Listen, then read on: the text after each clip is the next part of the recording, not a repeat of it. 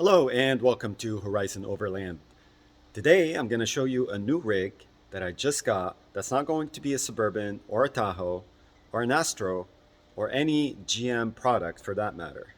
What it's going to be is a first generation Ford Expedition year 2000. It's going to be a four-wheel drive model and also the Eddie Bauer edition, which is considered the fully loaded model.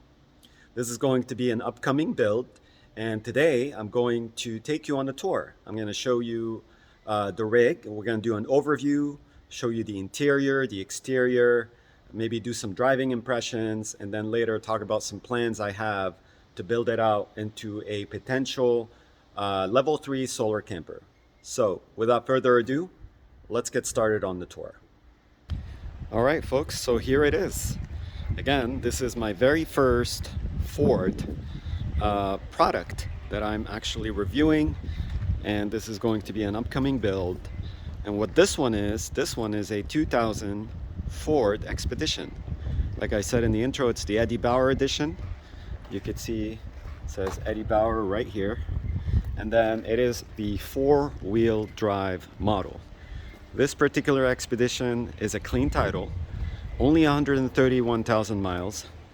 It's in excellent condition, as you can see, and it's only a one owner, believe it or not, it's only a one owner vehicle. I actually did get this from the original owner. I recently got this, and today you're gonna see it in the condition that I got it in.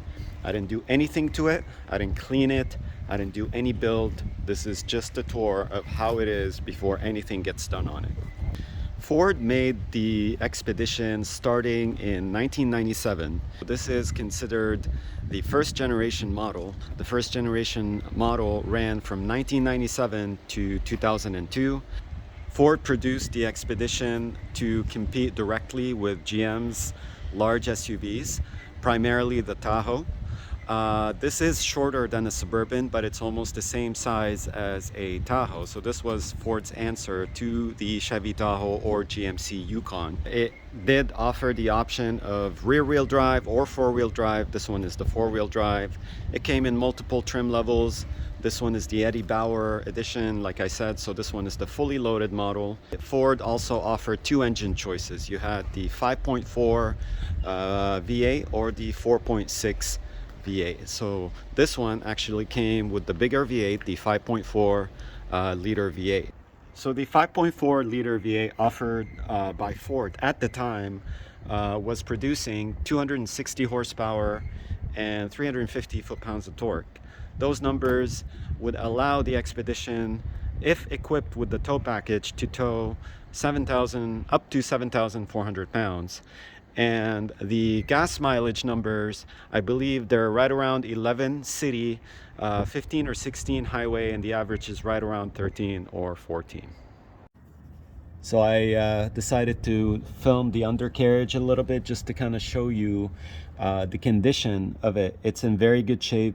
There is no rust at all on this rig. It's very, very clean undercarriage. As you can see here, you can see the CV boots. They look like they're brand new. I mean, this vehicle has been kept in really good shape. I will definitely go through it to make sure that everything checks out, but on initial glance, this is a very, very clean example of a used Expedition. The paint is in really good shape. There's a little bit of paint fading on the hood, a little bit on the roof as well. But I mean, this is the original paint. This car has never been in any accidents. It has never been repainted, and it looks really, really good for the year. The chrome bumper does have fog lights on the bottom, as well as two tow hooks on each side of the bumper. Moving to the side here, we do see the addition of a running board. This running board does have lights at the opposite ends of it, so when you do open the door, the lights on the running boards will illuminate. Here are some of the Eddie Bauer additions on the exterior. We do see this indicator on the mirror, and the mirror does say it's heated. I don't know if you can see that.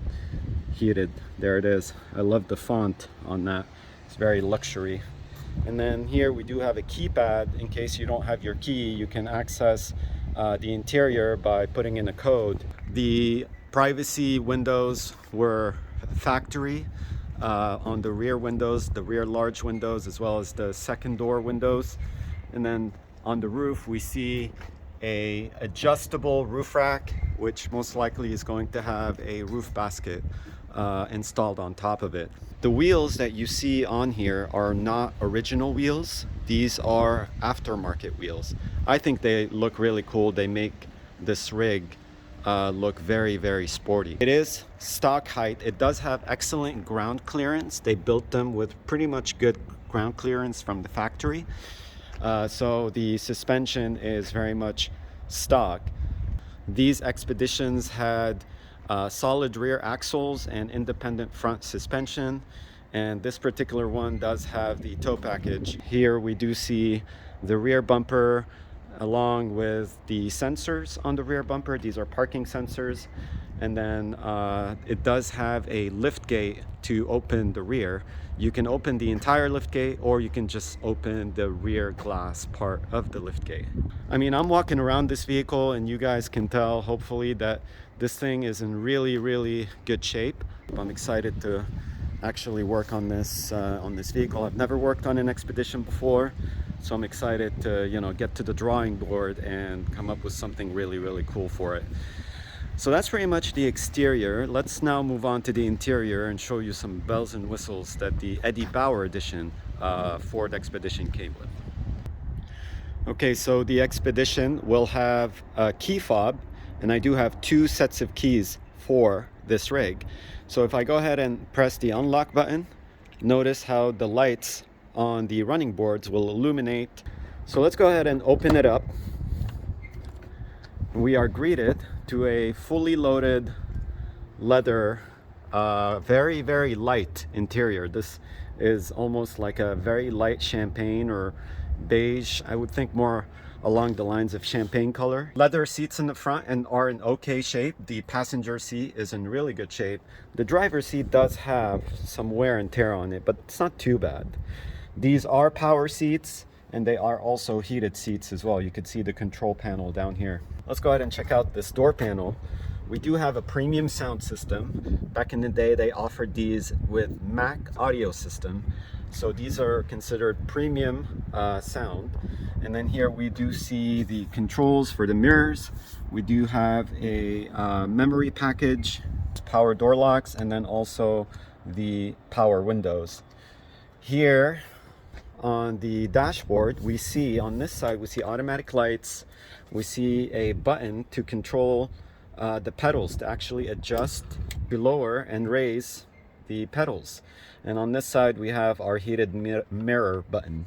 On the steering wheel, we have the airbag. Actually, we do have two airbags for the passenger and the driver, and we do have the cruise control buttons on the steering wheel. The instrument cluster pretty much reads all your basic information.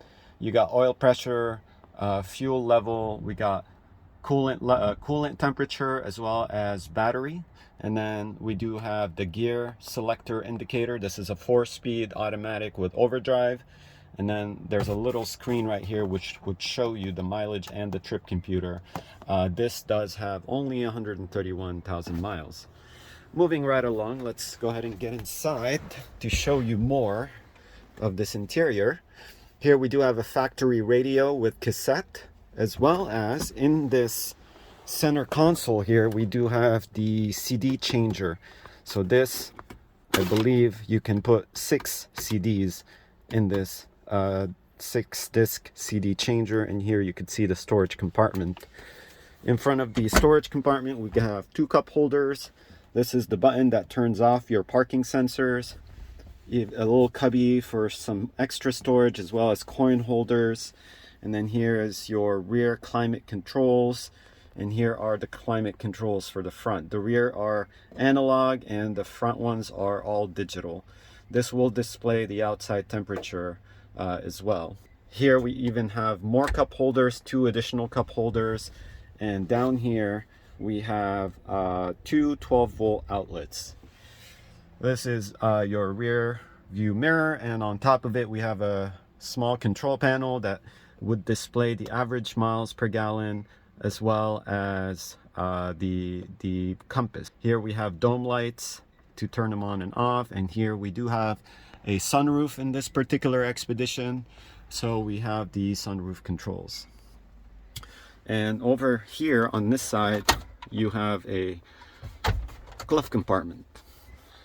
So let's go ahead and move on to the back to show you the second row seating setup. So here we do have two captain chairs. I do believe they also come in a bench configuration. And then also back here we have rear climate controls for the passengers, radio controls along with headphone jacks. We can have two cup holders, which are, the design is really cool. They fold and unfold as you open the cover. And then right down here we have a 12-volt outlet. We do have individual lights, reading lights that can be turned on for each passenger. And you can see these seats, these leather seats are in excellent shape. Also very little wear and tear, not too bad. And then they do have a armrest on their side. There we have a removable bench, which is your third row seat option. This SUV is a 7-passenger SUV, 3 in the back, 2 in the middle, and 2 in the front. However, the third row seat is going to be removed, and this SUV will be turned into a 4-person SUV, and we're going to put the build back there to make it a 2-person camper. So I went ahead and folded down both seats so you get an idea of what that looks like. This is just like some sort of a cover to cover this area when you have the seats down, in order whatever it is that you lay on top of the seats doesn't really get caught in the middle here. Let me now go to the back and show you the trunk space of this Expedition. The liftgate has a handle, and if you twist the handle to the right, you can open the glass part of the liftgate just like this. But if you twist it to the left, then you can just go ahead and open the entire liftgate. And then you could see the space back here for behind the third row seat. Not as long as a Suburban. The Suburban would probably go up to here in terms of cargo space. Again, this is more of a Tahoe size, so behind the third row seat you probably have about 1.5 feet of space, cargo space on the floor. And then right here we have the jack storage compartment for the factory jack of this vehicle. So that's pretty much the interior of this Expedition. Let me go in the front, start the vehicle, and take it for a drive. All right, so let's go ahead and give it a cold start.